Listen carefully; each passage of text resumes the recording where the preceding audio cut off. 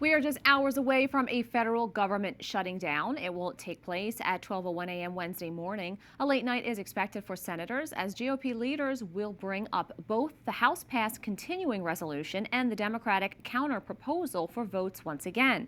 However, both are expected to fail. For the latest, let's check in with Capitol Hill correspondent Erik Rosales. Erik.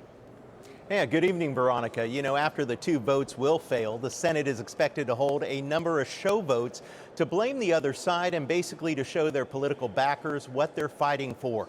Republicans want a clean CR passed until November 21st to let the regular government appropriations process play out. While Democrats, they're not budging until all the health care cuts are restored, including Medicaid and Obamacare subsidies. However, it also includes taxpayer-funded free health care for illegal migrants and resumes DEI projects in foreign countries. It amounts to about $1.5 trillion in new spending. I did speak with Senate Majority Leader John Thune. He calls it, quote, a Democratic-led shutdown, and he says it's all political. I think politically speaking, Chuck Schumer needs a Schumer shutdown. I think he needs for his politics in this country, and it doesn't have anything to do with the issue. It has everything to do with Donald Trump.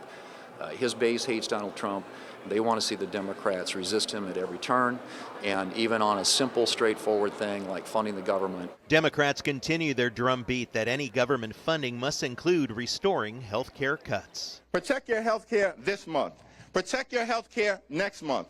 Protect your health care this year. Protect your health care next year. We will protect your health care at all times and defend your health care until victory is won. Despite Republican claims, both Democratic leaders say the CR is not bipartisan. Not once were Democrats asked for what input should be in the bill. We were not told about it.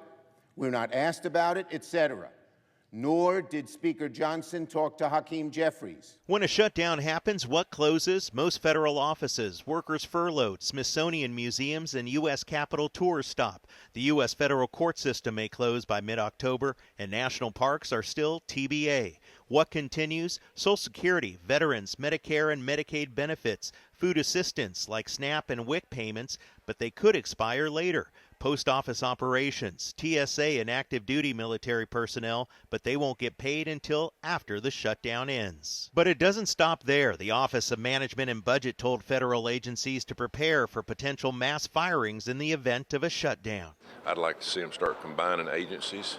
We spend way too much money on all these different agencies. We need a lot of them, but we need to combine them and cut back on staff. Do you think they want to put the blame on Democrats? Well, of course they want to blame Democrats, but they're in control. So I think the people will blame Republicans.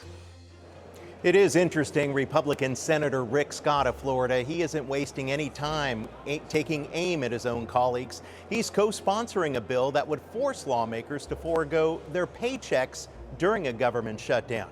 So far, he has nearly a dozen senators to sign on it.